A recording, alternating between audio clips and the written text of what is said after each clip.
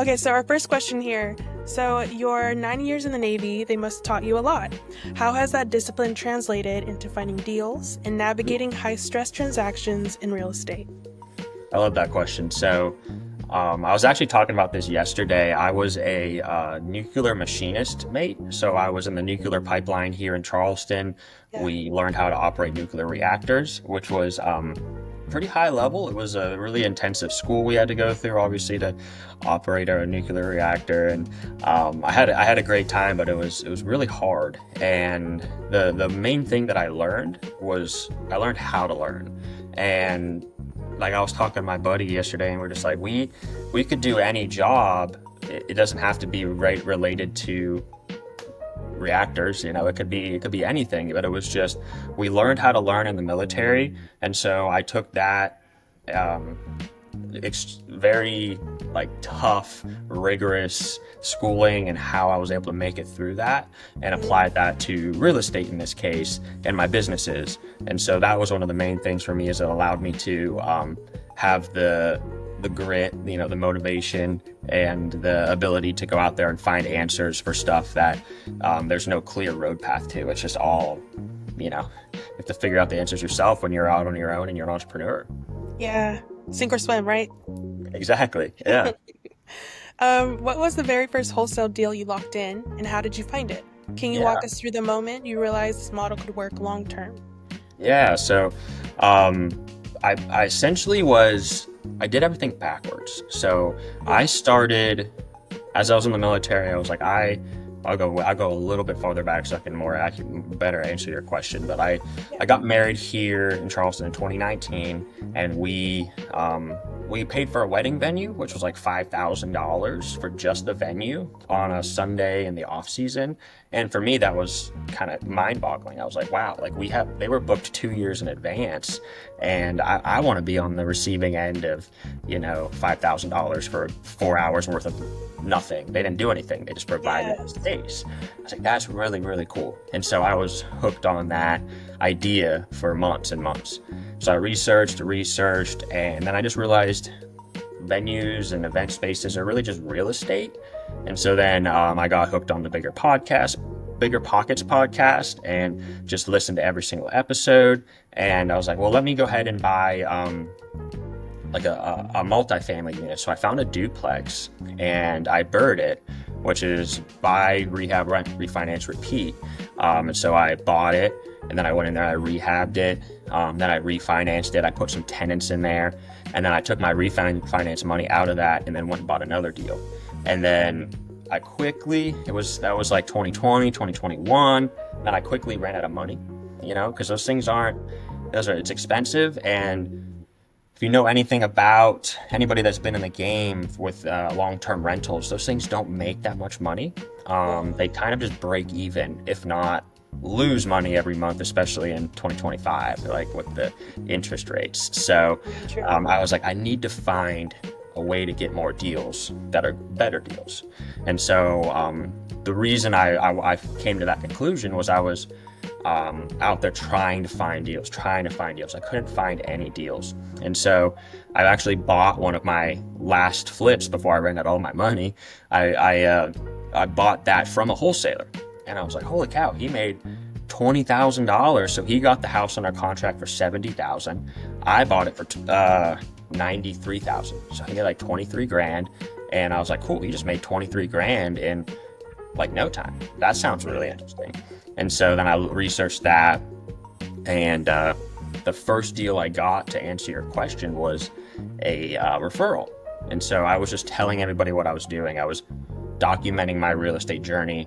I was putting it on Instagram. I was putting myself out there. I started 3-4 years ago with just my phone. I would go into houses and just film stories, and people found that interesting.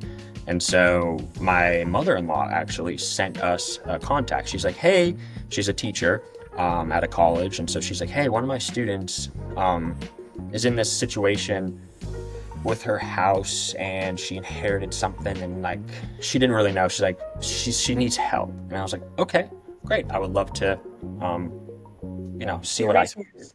Yeah, and so we went out there. I met her. She was a very sweet lady. She was living in a just a terrible situation. Super nice, but the house, like you could hear the running water through the floor in the kitchen that was leaking into the crawl space. There was a hole in the floor down into the crawl space. The floor was falling through. The entire house was full of, you know, bugs and just there was animal feces everywhere. There was just these people. Right. They get themselves into these situations and they need our help because she would not have been able to sell that house with a real estate agent Yeah. conventionally. It had to have been a cash sale because you can't get a loan on that house. Like there's trees growing out of the foundation, and her and her, you know, boyfriend that she was supporting and her med special needs son was living in that terrible house that was basically like mold ridden and in just in a very bad shape, and she's always sick because the house is Wow. making her sick. Yeah. And so the story was she essentially just was didn't even know anything about the house. She was just completely ignorant to the fact that she inherited it from her grandmother. So her Hmm. grandmother had passed away Hmm. and left the house to her. And she didn't know that there was a mortgage on the house. She didn't know she had a mortgage to pay. And so the house was in foreclosure. And so Whoa. she's Okay. about to lose the house. And then I come along and I'm like, hey, let me, let's figure this out. Let me help you. I can buy it. So I got it under contract and I ended up basically back when wholesaling was legal here in South Carolina is where I'm at. Like last year, last March, wholesaling has been banned here in South Carolina, so I can talk separately about that. But Really? two, Wow. 3 years ago, it wasn't. It was the Wild West. It was Yeah. get something on the contract, put it all over Facebook, put it on Zillow, put it on Craigslist. Like you could do whatever you want, because there's no laws around it. And so that's what I took a bunch of photos of the property. I marketed it to my email list and on Facebook, and had about 20 people walk through it. And I got an offer, and it was I don't remember the numbers. Let's just hypothetically say I got an offer at 200,000. I do remember my assignment fee though, so we can work backwards. So I Okay. was like, okay, 200,000. I had it under contract at like 100, 110. I was like, this is going to be like a 100,000 to a $90,000 assignment fee. I was ecstatic. Hmm. And then we go down and are working with the attorneys, and they basically come back and say, actually, the mortgage payoff is, like 150. And so what had happened was since she didn't make any payments and she was in foreclosure, the mortgage had been, this is crazy and it's kind of predatory for mortgage companies. But what they do is there's something called an acceleration clause in mortgages that accelerate the loan back to, and you guys can quote me on this. I don't know if that's the exact name, but this is how I remember it. But it Right. accelerates the loan back to the original amount. So this poor lady, her grandmother paid on the house for about 20 years, got the mortgage down to like $70,000, and then since she didn't make payments, the clause went into effect, and the mortgage went all the way back to the start. No It's way. back to the start plus the fees, and so now the mortgage was at like 150 to pay this thing off and pay out all the attorneys that were involved with it. So that was a punch in the gut for me because Of I was course. like, oh man, like it was actually since I had her under contract less. Then the payoff, I had to tell her, hey, I have to increase because she thought she's going to walk away with like 30 grand because she's like, oh, the mortgage is probably 70. You got me under contract at 100. I'm going to walk away with 30.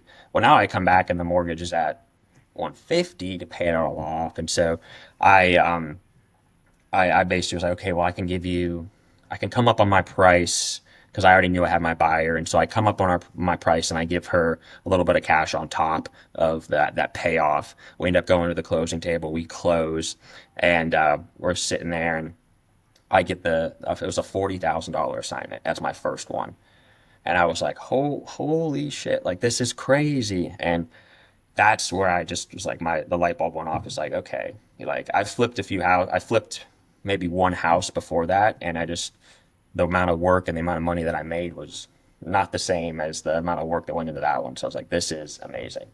Listen, I'm taking notes right now. This is great. Oh my Yeah. gosh. And I And can't believe that's legal. Like you to said, that's so predatory to bring it back up. Yeah, Wow. the bank will always win. That's the takeaway is whenever Yeah. we help out people as much as we can. And then when you think about it, it's like, okay, I'm just a single, like just a little guy over here with my little business. And then there's Bank of America, like Mm, they have so many more resources and so much more money to just do whatever they want, so you're not going to win against somebody like that. The best thing when you are in those situations is to go with the flow, like go with the flow of traffic here. Like don't work against the current. If the bank is fighting you on something, it's like, okay, well, we have to work with the bank so we can get this done. I have done short sales where I actually did win against the bank in a sense, but it's tough. So yeah. I always, whenever I have attorneys, real estate agents, and anybody involved with my off-market deals, I always try to work with everybody and just go with the flow and try to make everybody happy. Because if you try to fight it, then it's just a losing battle. Those things cause too much friction. Heard. Wow, that's so interesting. Thank you for sharing. And I know we already talked about your deals, right? So oh, let me see. Oh yeah. What systems or daily habits help you consistently find off-market properties and motivated sellers?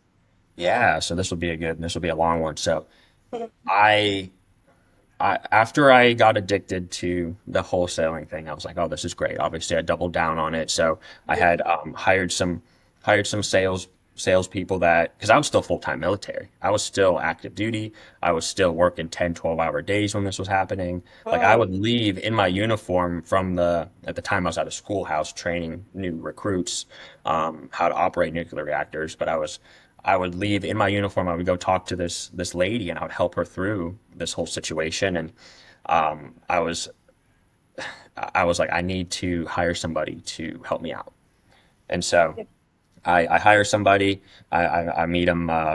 He was doing solar at the time, and so we kick it off. He comes in and like we're working. I don't really understand the business as much as I do now. So I kind of just give it to him and I pay him a salary. I'm like, hey, figure this out. Like here's some education. We went to a few events, but I wasn't in there pounding the phones like a lot of other people are. I wasn't actively in my business like Mm, a lot of people are if they're full time wholesaling. yeah. So Smart, um, actually. we, As a we leader. well, the problem with that is you have to get to that, you have to earn that. So Mm, I didn't know how to teach them and like how to do it correctly. So we made a lot of mistakes. We spent a lot of money on stuff we didn't need to spend money on. We yeah. chased a lot of deals that weren't really deals. We wasted a lot of time. So for over about a 2 year period, we just broke even. I would spend money, we would make money. I would spend it, we would make it, and then at the end of the day, it's like we are still at a net zero. Like we're doing stuff and it's great, but we haven't really broken through that ceiling to make profit and make it worth it. He's making money because he's paid by me, but that was an Yes. expense for me, so I wasn't making money, and the company wasn't making money. So it all comes to a head probably about a year and a half ago. I decided things were just the wholesaling law, like I mentioned, had gone into effect. So wholesaling was much harder. The current team that I had grown that to about 8 people. So I had a full office of people, and we're still breaking even. At that point, we're actually losing money about 2 years ago, a year and a half. And so I bring in one of my really good friends from high school. Actually, he had moved down here and was operating hotels at a high level. He was basically like the main guy in charge of a couple hotels in downtown Charleston. And so, pretty strong 6-figure salary, but with his job came tons and tons of responsibility, and he was just so burnt out. And I knew from his personality, we had been throwing this idea around for a year or two at this point. I was like, dude, you need to come work with me, man. You're like a great salesman. He loves to talk and he loves to connect with people. That was Yeah. like that is his personality to a core. Is he is just an amazing salesman. He'll talk with anybody and he gains trust very easily. And so it's a perfect role for him to come in as one of my salesmen and talk with sellers and negotiate real estate deals. So he finally messages me one day and he's like, "Hey, I, uh, I'm done. I don't care what you have to pay me." Because essentially what we talked about 2 years ago was I said, he's like, "Hey, if you can give me $100,000 a year, I'll quit and then I'll come work for you." And I was like, "Okay, well, when I have 100 grand in the bank, I will basically set that aside for your salary for a year and we'll be comfortable enough to basically make you have that switch." And so I wasn't at that point. We were actually kind of negative, like I didn't have that money to pay him or set aside. And so he calls me, he says, "Hey man, I'm done. I don't care what you pay me." He's like, I just need to come start. I'll come work for free. I don't care. Like, let's just figure it out." And I was like, "All right, man." So he was so sick of and fed up with his current situation. It was actually kind of making him sick in his current job because his role as like the general manager of a hotel where the owners of the hotel don't really want to spend money on the right stuff. He's sitting there like Christmas Eve, and we had a pretty big cold snap a couple years ago, and the pipes burst in his hotel. So on Christmas, he's fixing, sitting there, and there's water flooding out. He's sending me a video, and he's fixing the pipes, and Yeah. just super stressed. He's always on call, and so when he comes and joins me, he puts his heart and soul into it. He's just so excited. Yeah, I'm Um, sure. and so It just shows he, money isn't everything, you know? yeah, yeah, I remember I had a job where I ran out. I started to have like these weird like rashes, and like your body will tell you when you're done, yeah, even if you keep saying no, I'll be fine. yeah, It's yeah. kind of I crazy how stress can do love that. that. I was having panic attacks as I was in the military, as I was getting out. So that's why I knew Um, I had to do something like this. But to yeah, to finish the story about Hunter, so he comes in and he he just basically takes ownership of it, and he's just like, "Okay, I'm gonna figure it out. I'm gonna go ahead and do this thing." And so he shows me all the systems that we're wasting money on. He's like, "This is a waste. This is a waste. Like, you're spending $30,000 a month on cold callers, and you might make some months you might make less. Sometimes some months you make 35." He's like, "You're breaking even, and you're spending so much time with these leads. Like, this is just a waste of time." So we immediately dropped that entire marketing source and bring on new marketing channels and just all of this stuff, and it worked out amazing. I fired everybody. So I fired everybody, and yeah, I hired him, and then he rebuilt the whole business, and it was just the best thing that ever happened. So at this point, now we're starting to gain traction. We're starting to get good deals. Our ad spend and the way we're marketing is actually giving us a 3, 4, 5, maybe sometimes 10 times return as we're spending money. And then yes, I'm continuing to do social media. I'm just continuing to lean into it. And so he's running that side of you'd ask about like daily habits and things that allow us to be successful. That's the whole point of the question was, and so we have a certain ad spend that we have for marketing. And so yeah, we spend, I think it's about 30 or $40,000 a month. So let's say 30. It's about $30,000 a month we're spending towards the marketing that we're paying, And so we're yeah, doing that, and then I'm also doing social media on the side, and I hire a. Well, for the funny, I was at an event, and my buddy's like, "Hey man, I see you're kind of dancing around social media right now." He's like, "You need to hire a videographer. You need to hire somebody to follow you around because you do cool yes, stuff." He's like, "I think if you actually put some effort into it, it will be it'll be worth it." I was like, because at the time I was watching him, and he had a videographer. Like, he rolls into my event. I'm hosting a real estate event where I'm speaking in front of a bunch of people, and he rolls into my event as somebody that's just coming to the event to listen to me, and he has his videographer with him. So he rolls in with a camera, a mic, and a whole setup, and I was like, wow, that's kind of cool. Like, at the time we were doing about the same amount of stuff. It wasn't like he was leagues ahead of me or behind me. We were peers, but yeah, he had a videographer, and I was like, oh man, like that's pretty dope. And so we sat there after my event and talked for like an hour, and he's like, hey, if you hire a videographer, it'll make a big difference. So I did. I just went out there and I found somebody online. I said, hey man, I'll pay you $250 a day. Follow me around every day.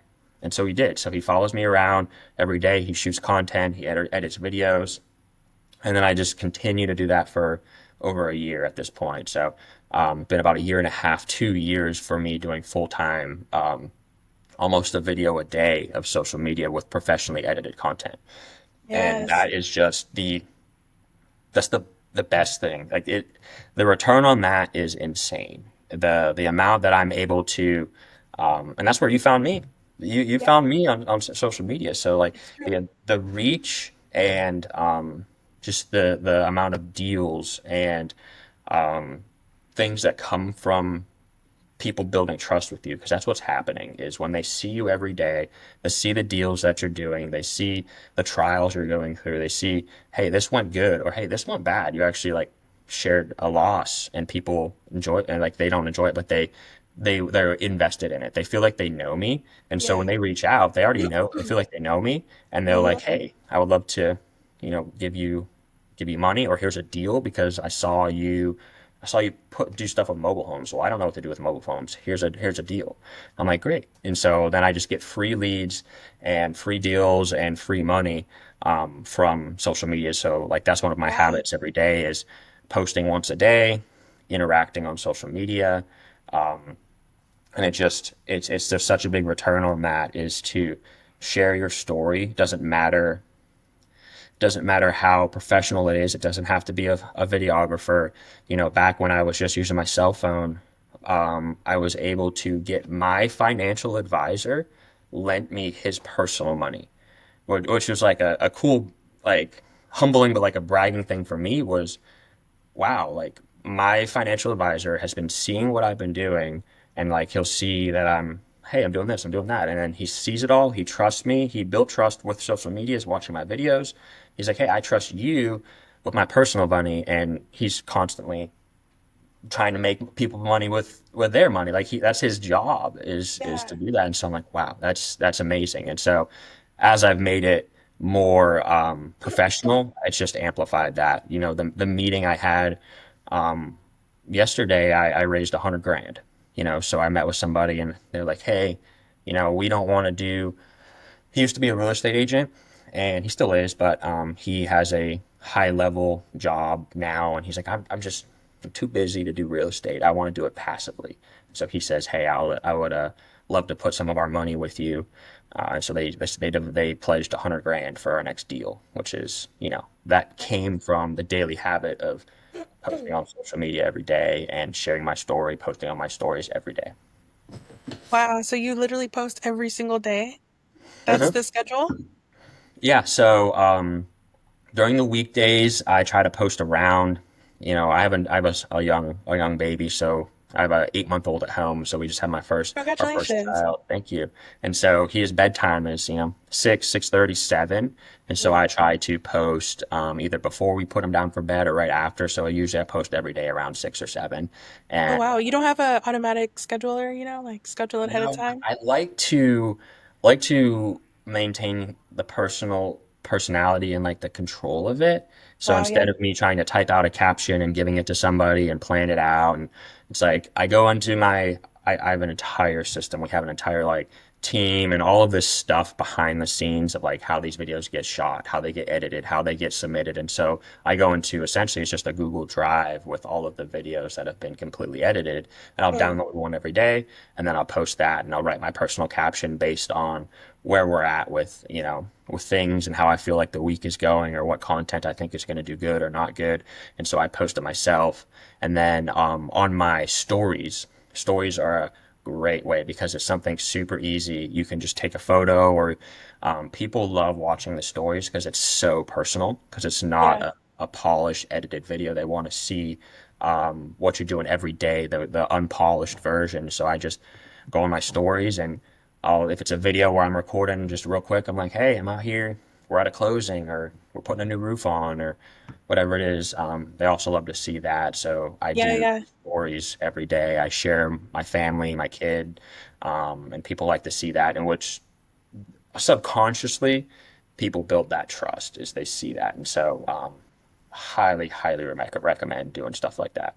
That's so good. Thank you so much. So, because like I'm a social media manager as well. So I was Yeah, just wondering like what that looked like behind the scenes. So thank you for sharing.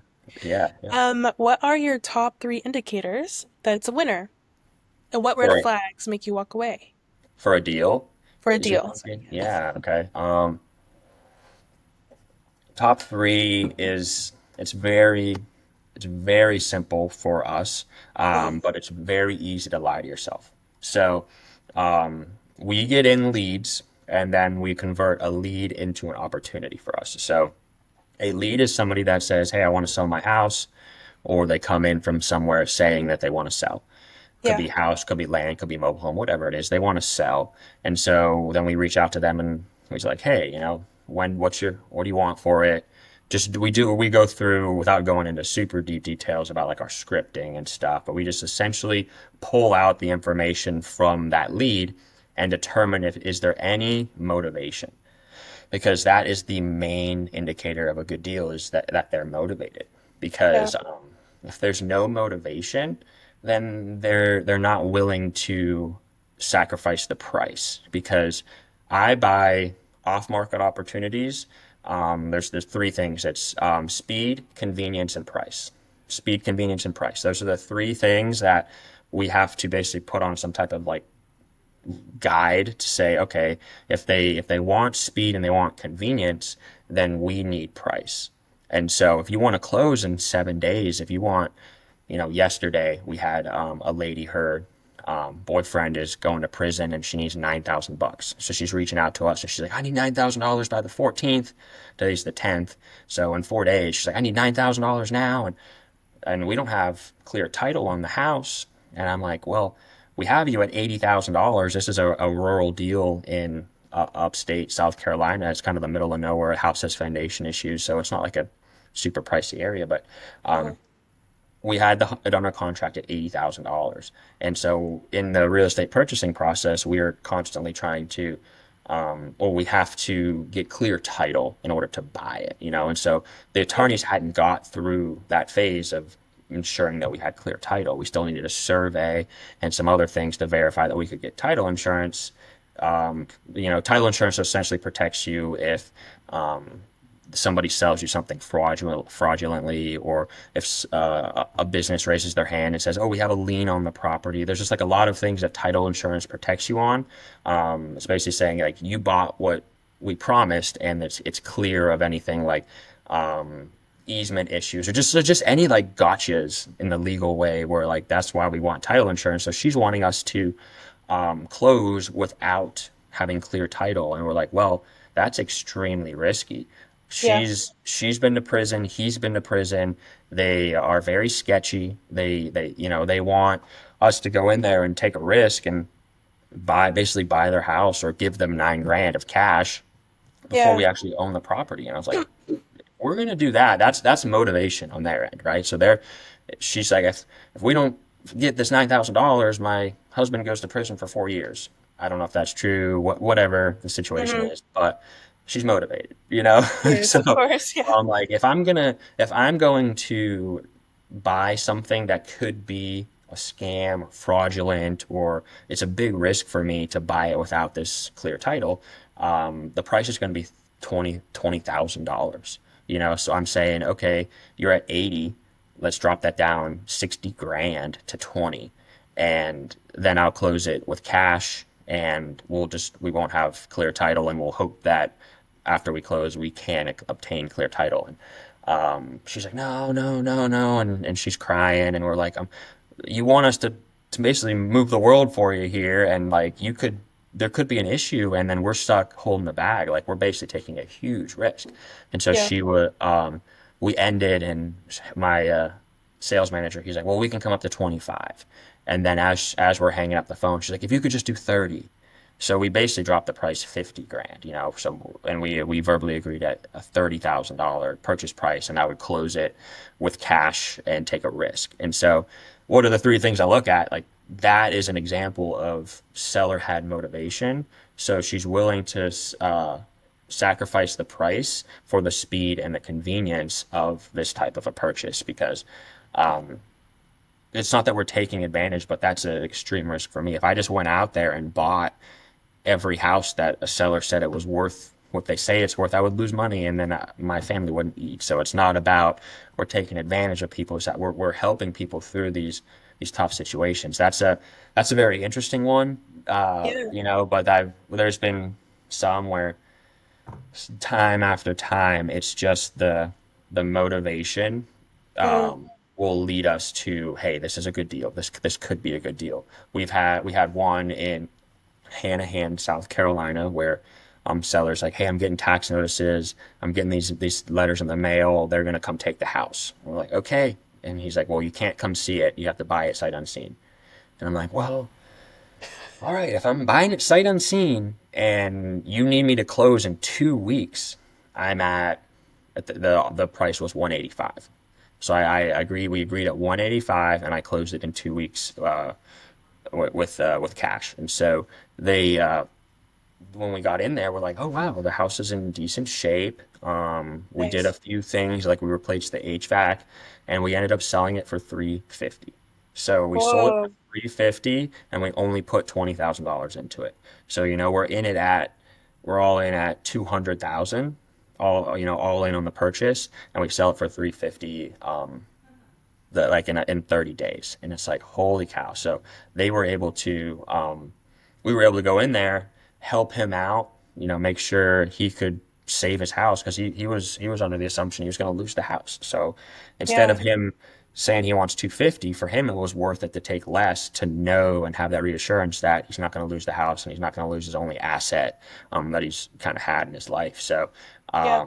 like he probably could have sold it for, like 250, 275 on market as is because it was a hoarder house. It was full of junk. And so you Um. were able to go in there, clean it out. Um, just we put the exact right upgrades in there to be able to sell it for 350. And so he wasn't able Yeah. to do that. He didn't have $25,000 sitting around to be able to clean the house out, move somewhere else, pay for that, pay for a move, get into a new house. He didn't. It would have required him probably $50,000 to pull that off successfully. And so for him, I was like, well, I'll give up a little bit on my price so that I can have that. And so it was one Yeah. of the things I look for is the motivation's the main thing. That's just the overlying topic is just motivation. Okay, great. You're motivated and you have a problem that we can Mhm. solve for you. Let's chat. Um, That's so good. yeah. And so then, what's some red flags? That's a little, I know you asked me for three good things and one bad thing, but the That's main okay. thing with Mhm. determining if it's a deal is motivation is number one. Once we get that lead, we determine there is motivation, we convert it to an opportunity, and then we work towards getting it closed. Yeah. Now, here's some things that even if there is some motivation, that are still red flags that will kill it for us. That will be tax sales. So there's in South Carolina, it's different in every state, but in South Carolina, when you don't pay your taxes, your property taxes, the state will actually take the property back. So they give you, a year of unpaid taxes. Then after a year, they go ahead and set it up for auction. And so every year around the end of the year, there's a once yearly auction of all the properties in South Carolina that haven't paid their taxes in 12 months or more. And so then you can go buy those at an auction. And once you buy them, you wait another 12 months. And if the owner doesn't pay the taxes plus the interest on the taxes that you're paying as the person that buys it at the auction, Mhm. they would get the property back. If they don't pay, then you get the property. So there's a lot of those properties out there where people buy these really rural pieces of land or a house in the middle of nowhere that they got for $5,000 or $10,000. They're like, oh, this is a great deal, like which it is.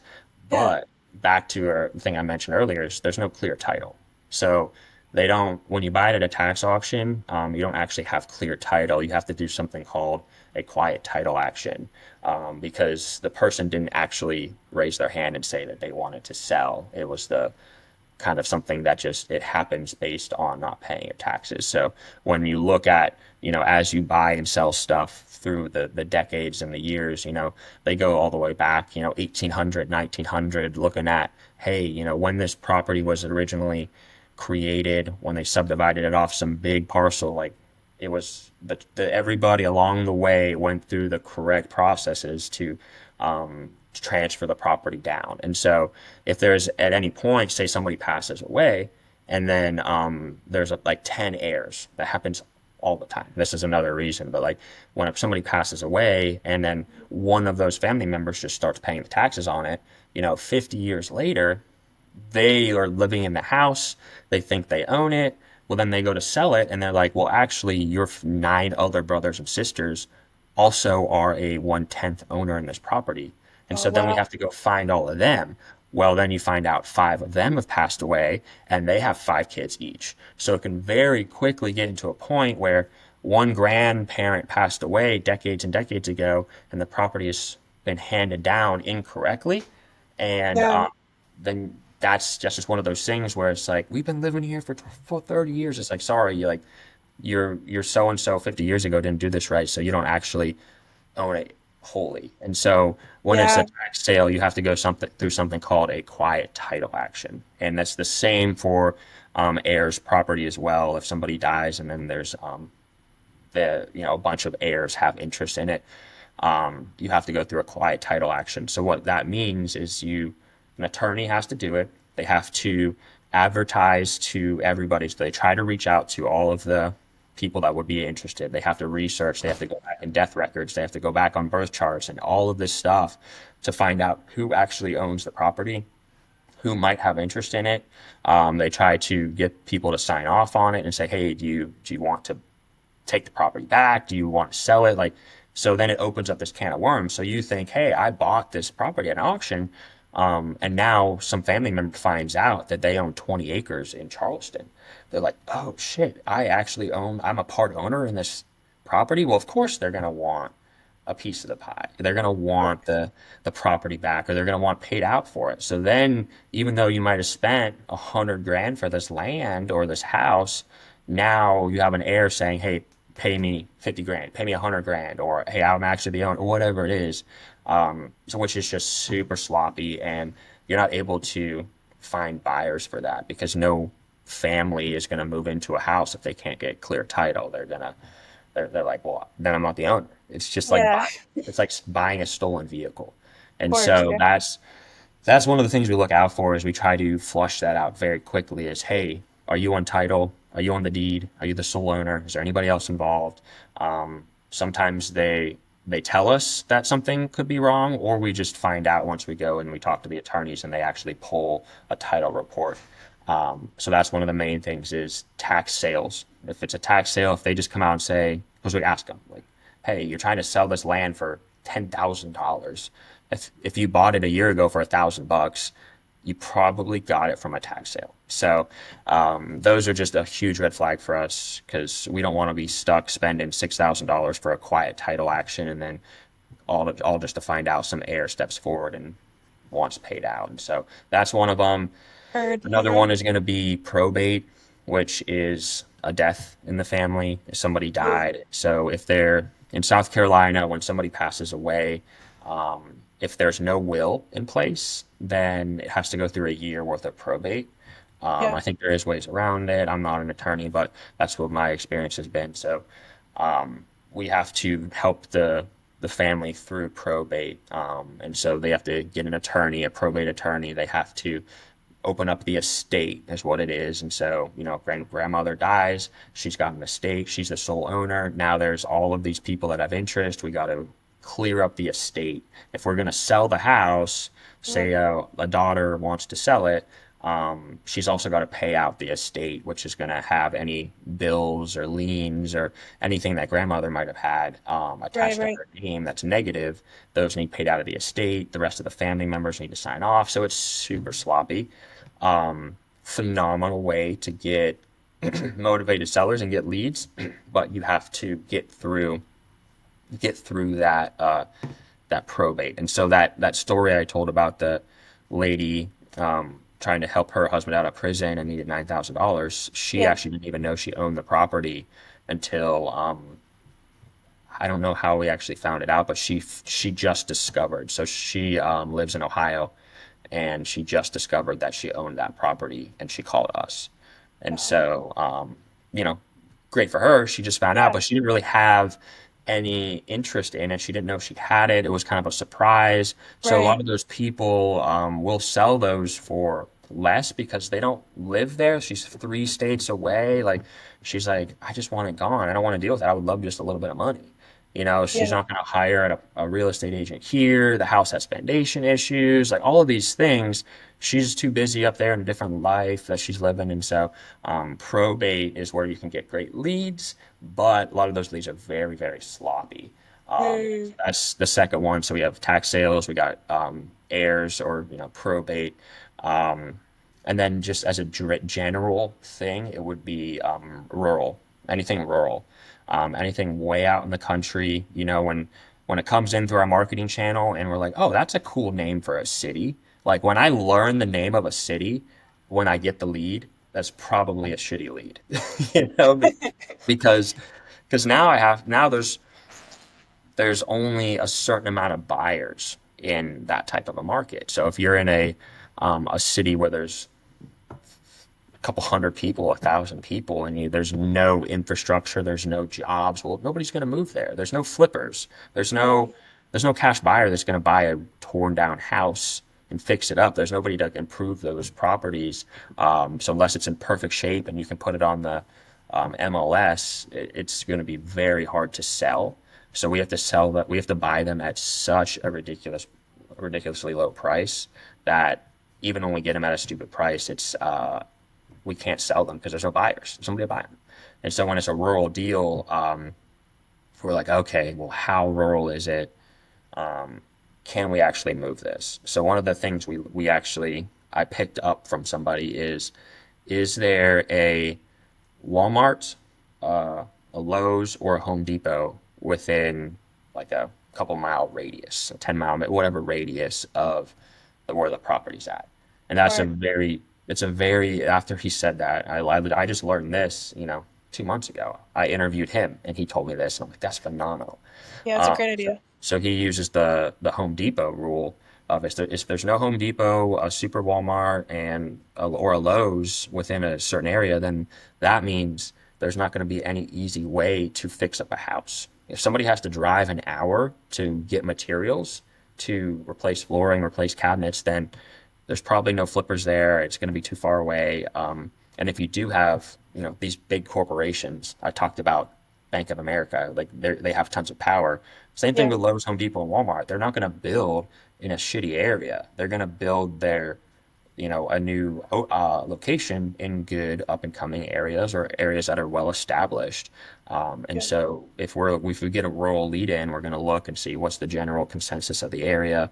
Is it good? Does it have a Lowe's, Home Depot? No. Okay, we're going to have a really hard time selling this. So let's just go ahead and pass on it or get it at 20 cents on the dollar. It's just we'll try it. Yeah. Yeah.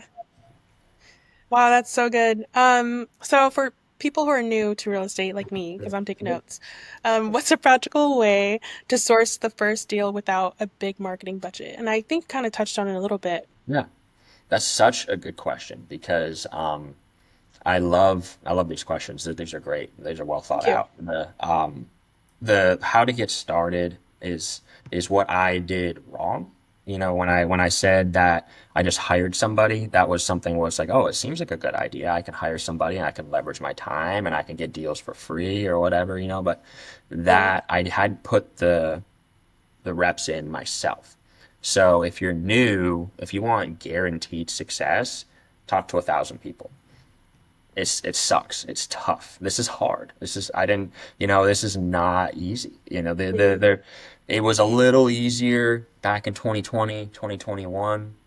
There used to be, I think, I think there's 2/3 of all wholesalers in the U.S. have dropped off. They've just gone away in the last few years because it's harder now. oh, Interest rates dang. have gone up. There's less investors, but with a little bit of friction and things that are difficult, if you can figure it out, then there's less competition. This is the best time to get in because you have less competition, and if you can put in the work, that's the thing. 'Cause that's what's going to separate everybody. If you're new, if you can put in the work, you will be successful. If Yeah. you If you go to start and then you call 50 people and you don't get a deal, and then you give up, well, that's on you. That's why it's because you needed to call another 900 people, or talk to that many more people. So first things you can do to get started, easiest things for free. If you have, you can, there's different ways to acquire deals. There's cold calling, there's door knocking, there's there's a few, there's tons and tons of methods, but like those are going to be like the easiest, cheapest ones. I do paid advertising, so I'm paying for advertising, but that Yeah. costs me 40 grand a month. Like anybody that's new, even if they did have 100 grand set aside to pay for marketing, they wouldn't know what to do when they got a lead. Yeah. My team will walk circles around anybody that's new, period. Like, and this goes for any well established person in the space, is we're damn good at what we do. So when we talk to a seller, we were able to establish the motivation, we're able to negotiate a correct price, we're able to underwrite the deal on the first phone call. All of these skills that we've learned by doing those thousands and thousands of phone calls, somebody new hasn't done yet. So you can't go out there and spend your way out of the hole. You can't just spend money on advertising and get these leads and then try to convert them. Um, you'll just waste your money. So Yeah. what you can do is, here's two strategies. You can, here's three. You can, get a list. So if you take like 500 bucks, a couple $100, there's a website. It's called Deal Machine. It's called Deal Machine. So Deal Machine is an app. It's a website. They have a monthly subscription, and then you get a certain amount of what is called as a skip tracing. So you basically find a list of properties. So you can go on Deal Machine and you'll search, okay, I want pre foreclosures. I want houses built after 1970. I want two-story homes owned by somebody that's older than 70. I want, just, you can list out divorcees. You're basically searching for motivation, right? Like if somebody is greater than 70 years old living in a two-story home, they're not going up steps. They don't need that house. They probably need to sell soon. That's Yeah. a motivated seller. Pre foreclosures, there's motivation. They're not paying their bills. So you basically take that, it'll filter out these lists of all these people and these names, and you pay to skip trace them. And what a skip tracing is, it's just reaching out to the public database and pulling the names, phone numbers, addresses, and emails of all these people. So with a couple $100, you can get one of those apps to give you a list. And so now you have a list of supposedly motivated people, people that should be motivated at some point. Then you just call that list.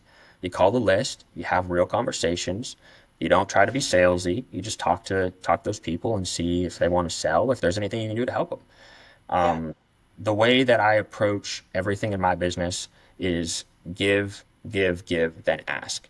So if you are giving away stuff and helping people, that's the general thought behind how a call should go. It should be, you're trying to find a solution, you're trying to help. You're not going in there, do you want to sell your property? How much do you want for it? Da, da, da. Like if you're that, you're not going to make a good relationship there.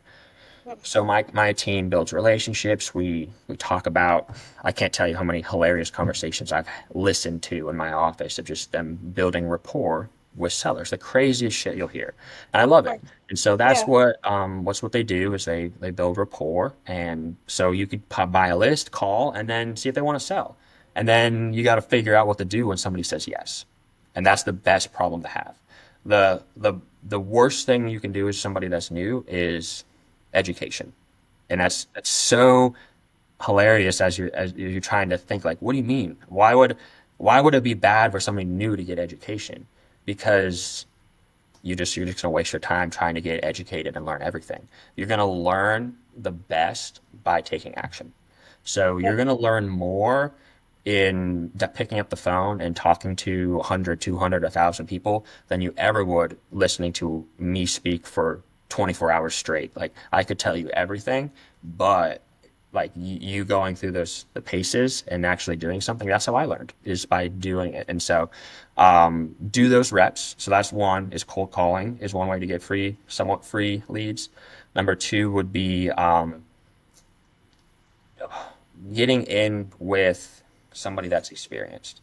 So this is something that I didn't do, and it cost me years.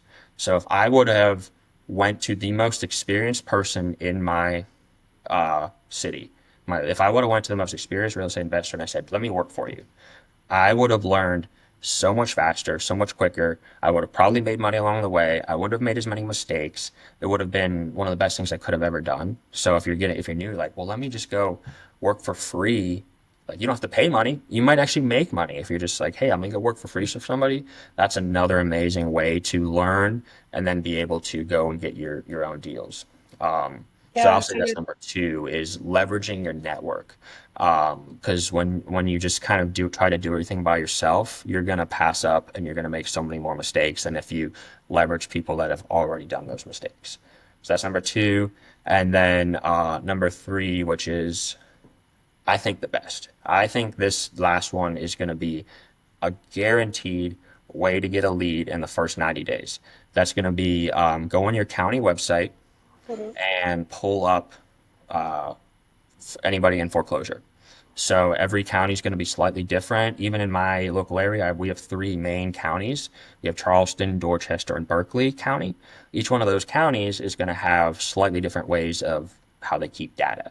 And so we basically go on those sites and we try to pull the data on who is in foreclosure because it's public information. And so then we skip trace that list, or well, it's just going to be addresses, you know? So even if it's just addresses, you can do this all for free. It'll be a list of, okay, here's everybody in foreclosure. Then you go and knock on those doors.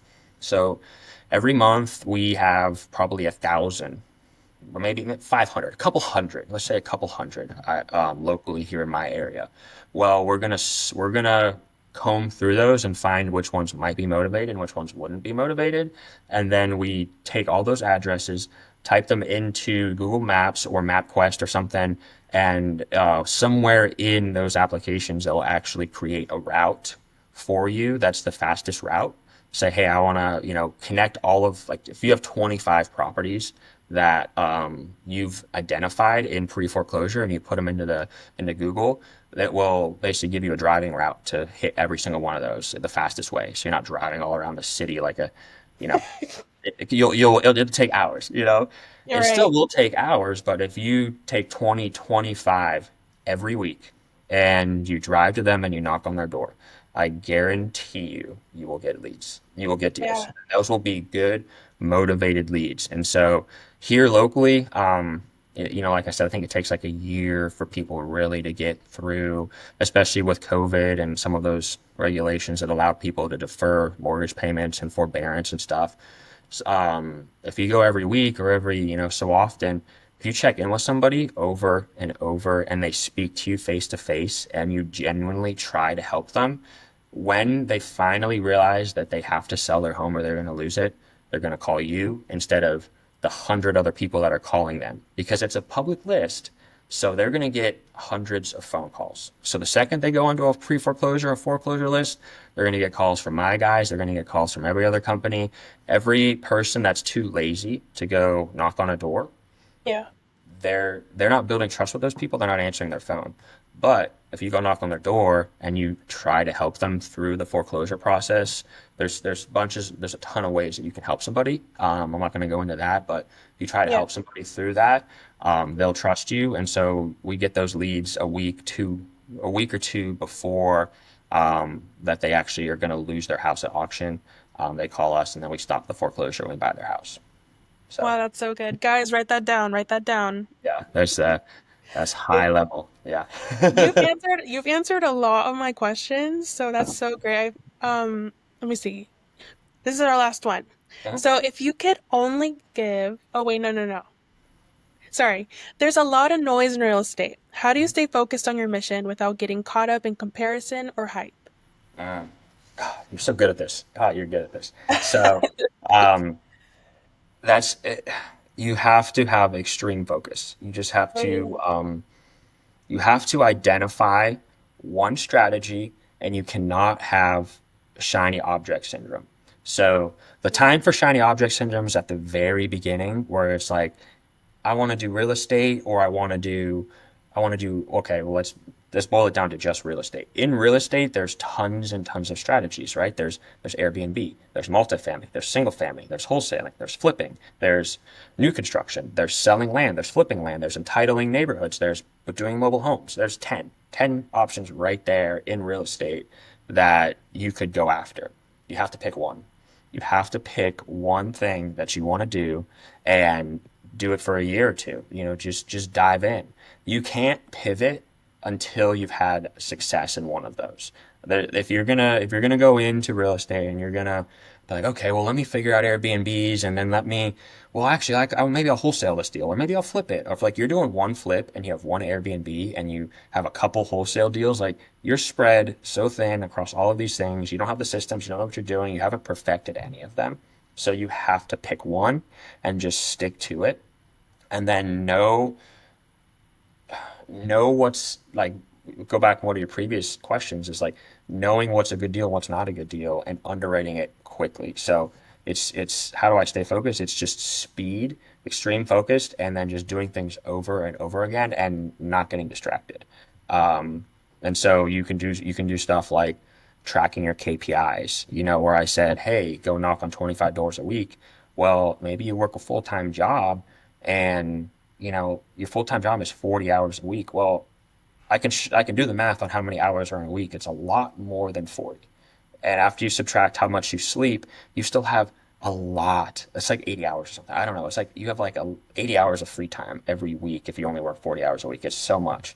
If somebody can do the math in their head and they'll figure it out. But, like on a Sunday, if we just go once a week, spend 5 hours, knocking on doors, that amount of time and that focus and then tracking that, every week is like, okay, let me get on my piece of paper. You don't have to overthink it. You don't need a fancy spreadsheet. You don't need a CRM. You don't need anything. You just need action, consistently taking action over and over again. Just track it and just track, okay, if you're going to do cold calling, well, I need to talk to 1,000 people.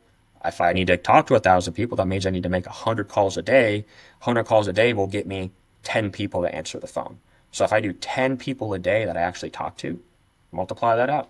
How many days do I need to do this? And then I'll get a deal. And so that's going to be your extreme focus. And how do you stay on track and block out the hype? Is just don't don't compare yourself to other people. Everybody shows the ups and the highlight reel of their life. If you go on my social media, you're going to see the highlight reel of everything that's good. You might see some scars, meaning I might share something that's gone wrong, or didn't go well, but I won't share any of my open wounds. I'm not going to share anything that's going wrong right now and hasn't been resolved. So you're not going to see that. And so if you're comparing yourself to me or anybody else, it's going to be, you're going to get in your own head. So, Wow, Hayden, thank you so much. I guess yeah. that's the end of our time. I wanted to ask, do you have anything you want to plug in? Anything you want to talk about? Feel free to do so. Yeah. So, one last nugget that I'll leave you with before I do that is Brent Daniels with Wholesale Hotline. I personally love the way he educates. So I would recommend going and checking him out. And his motto is TTP. So TTP is just talk to people. And that's what you're doing right now is you're talking to people, you're learning. That's what anybody that's listening to this is doing. You're talking to people. So just go Yeah. out there. It doesn't mean if it's a seller, a real estate investor, whoever, TTP, talk to people. And so just do that as well. That'll be a surefire way to get a deal and be successful. The other thing would be to plug in with me or to get linked up would be just follow me on Instagram. That's my main thing I do every day, like we were talking about. So it's just Hayden Albert, just my name, so you can search that. I have a little blue check. So you'll see me, and then you can follow along and reach out, and then maybe we can do something together. Absolutely, yeah. And I'll make sure to link that below, guys. So, now off the record, I can edit this out. Thank you so much for No coming problem. on. Like, this is so crazy. So, I'm the social media manager for a growing company, not in North Carolina, but it's been there for 10 years. But Okay. in Texas, we are growing more and more. Mhm. And I wanted to do something where we can connect with people and just find more partnerships, I suppose. So, as a as the social media manager of JHW Enterprises, a property management company, would you be open to like do a partnership? Like how would that look like? Like I would definitely we can talk about it in email, the Mhm. details. I can What ask would my we boss partner too. on? Say it again. What would we be partnering on? I don't know, like maybe I wanted to ask like do you normally partner with property management? Like maybe if we needed to clean something up or spruce something up, right? That's what you do? Mhm.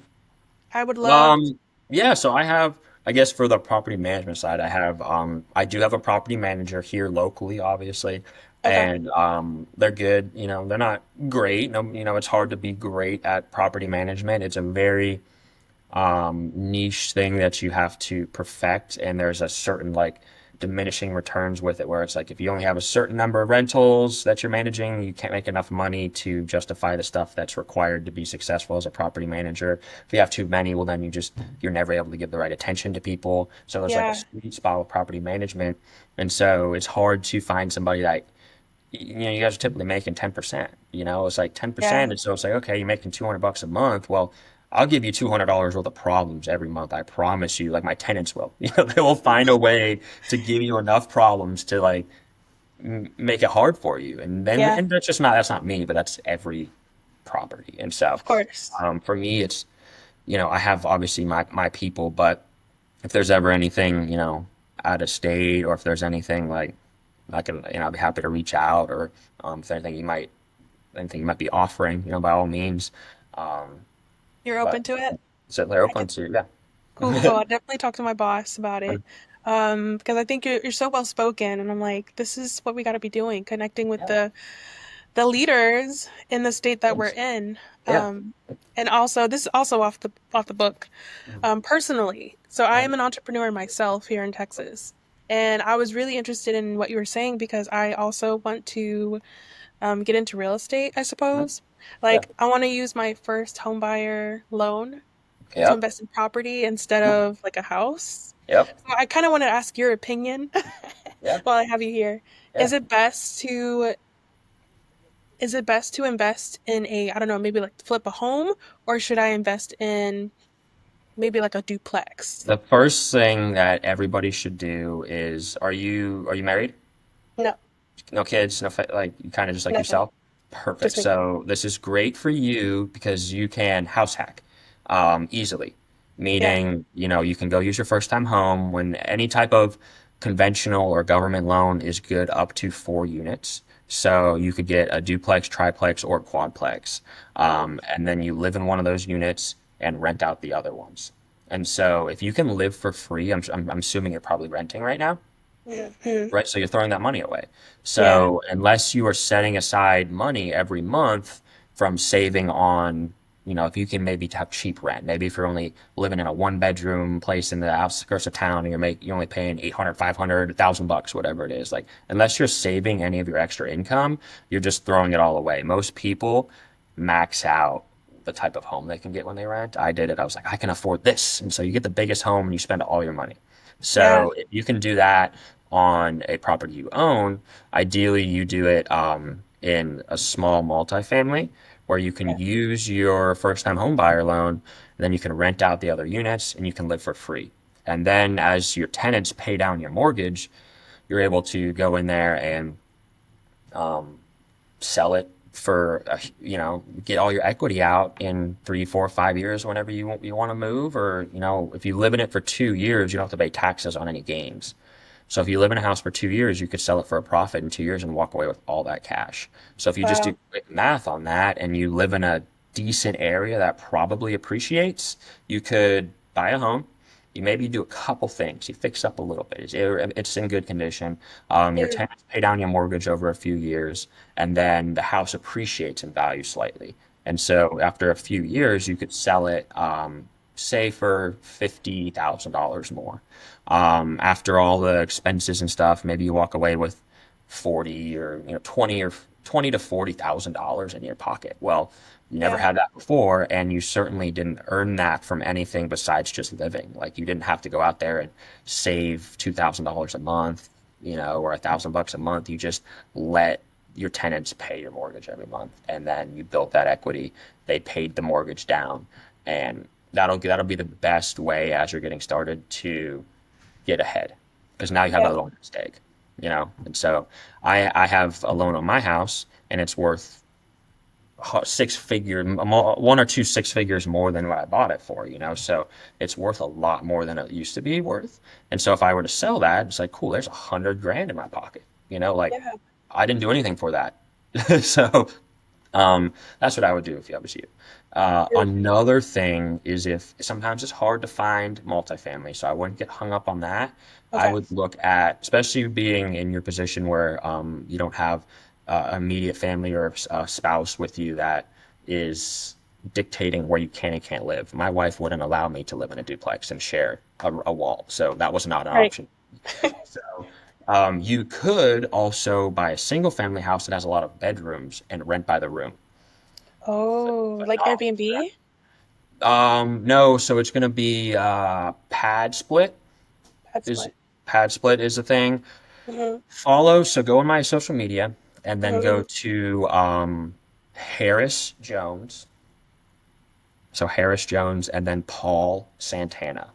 Paris Jones and Paul Santana. Harris Okay. Jones. So it's Harris with an H. Oh, sorry, Harris. Gotcha. Harris Jones and Paul Santana. They are currently going through a really exciting journey with splitting their houses. They basically have like 18 rooms right now. So they bought a couple houses, and then in every house they've added a couple bedrooms, and so they'll get a house with five or more bedrooms, and they'll rent each room out for like $800. So each one of their houses brings in like $4,000 to $5,000 a month, um, which is, Nice.